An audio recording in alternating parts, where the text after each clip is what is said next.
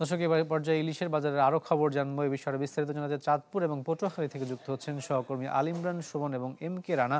শুরুতে যেতে চাই শোভনের কাছে। শোভন, বাজার ভর্তি ইলিশ, কিন্তু সেটি তাও মানুষজন কিনতে পারছে না অতিরিক্ত দামের কারণে। আমরা জানি যে চাঁদপুর একটি বড় আড়ত রয়েছে, সবসময় ইলিশ সেখানে পাওয়া যায়। সেখানে আসলে পাইকারি এবং খুচরা পর্যায়ে দামের কি পরিস্থিতি দেখতে পাচ্ছেন?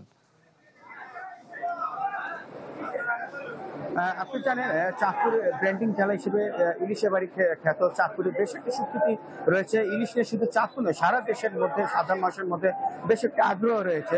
এখন ইলিশের শেষ সময়, এই শেষ সময় আমি যদি একটু দেখাই, আমি এখন যেই জায়গাটিতে অবস্থান করেছি, চাঁদপুর জেলা শহরের অন্যতম একটি বৃহৎ মৎস্য বাজার। এখানে প্রচুর পরিমাণে ইলিশ এখানে সরবরাহ হয়ে থাকে। ইলিশ মৎস্যের শেষ দিকে ইলিশের আমদানি বৃদ্ধি পায়। এখানে ক্রেতা বিক্রেতা এবং জেলেদের মাঝে ব্যস্ততা বেড়েছে। তবে এই জায়গায় যে ব্যবসায়ী রয়েছেন তারা বলছেন এখানে বাজার এখন যে পরিমাণ ইলিশ আমদানি হচ্ছে আর মৌসুমের অল্প কিছুদিন বাকি রয়েছে, কিন্তু তারা চাঁদপুরে যে মেঘনাদন্দির ইলিশ, সেই ইলিশের সরবরাহ কম বলে তারা জানিয়েছেন।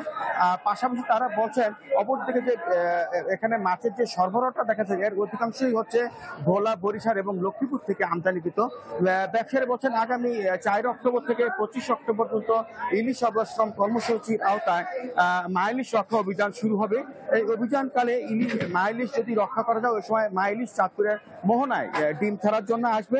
তাহলে সেই ডিম যদি রক্ষা করা যায়, মাইলিশ যদি রক্ষা করা যায়, তাহলে আগামীতে ইলিশের উৎপাদন বৃদ্ধি পাবে বলে তারা জানিয়েছেন। আমি আপনাকে যদি জানাই, চাঁদপুরে বর্তমানে 1 কেজি পরিমাপের যে ইলিশ রয়েছে সেটি 2000 থেকে 2100 টাকা দরে বিক্রি হয়েছে এবং 1200 থেকে 1300 গ্রামের যে ইলিশটি রয়েছে সেটি বিক্রি হচ্ছে 2500 থেকে 2600 টাকা দরে। এছাড়া 700 থেকে 800 গ্রাম ওজনের যে ইলিশটি রয়েছে সেটি বিক্রি হচ্ছে 1500 থেকে 1600 টাকা দরে।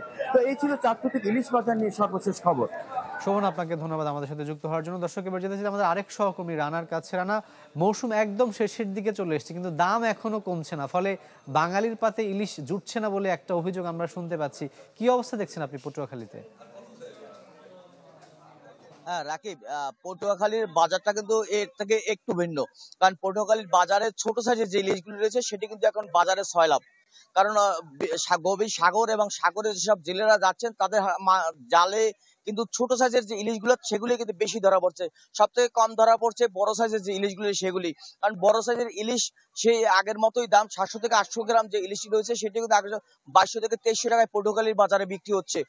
এর বাইরে সব থেকে বেশি বাজার যেটি ছয়লাভ রয়েছে, বাজারে যেটি স্বাভাবিকভাবে পাওয়া যাচ্ছে এবং সাধারণ ক্রেতারা যারা যেটি কিনছেন সেটি জাটকাছ থেকে একটু সাইজের যেটি বড়, যেটি কেজিতে 4 থেকে 5টি মাছ উঠছে সেটি কিন্তু আসলে বাজারে পাওয়া যাচ্ছে। সেটির দাম কিন্তু আগে যেরকম 750 থেকে 800 টাকা ছিল, সেটি এখন কমে কমে সেটি কিন্তু 600 থেকে 650 টাকায় বিক্রি হচ্ছে। রাকিব, আরেকটু জানিয়ে রাখি, গভীর সমুদ্রে যে সকল জেলেরা যাচ্ছেন প্রতিনিয়তই কিন্তু তাদের জালে ইলিশে ধরা পড়লেও সেটির সাইজ ছোট হওয়ায় তা তেমনটা দাম পাচ্ছেন না বলে জেলেরা জানিয়েছেন। এছাড়া জেলা মৎস্য কর্মকর্তা যিনি রয়েছেন তিনি যেমনটি জানিয়েছেন যে আসলে ইলিশের গতিপথ পরিবর্তনের কারণে কিন্তু আসলে যে বড় সাইজের ইলিশ সেটি কিন্তু আসলে জেলেদের জালে ধরা পড়ছে না। এর বাইরে পটুয়াখালীর যে সকল নদীর মোহনা বা সাগরের মোহনা রয়েছে সেই মোহনায় পলি পরে চর জেগে ওঠায় কিন্তু আসলে ইলিশের যে গতিপথ সেটি কিন্তু নদী থেকে সাগরে চলে গিয়েছে, ফলে নদীতে যে ইলিশের ধরা পড়ার কথা সেটি কিন্তু ধরা পড়ছে না।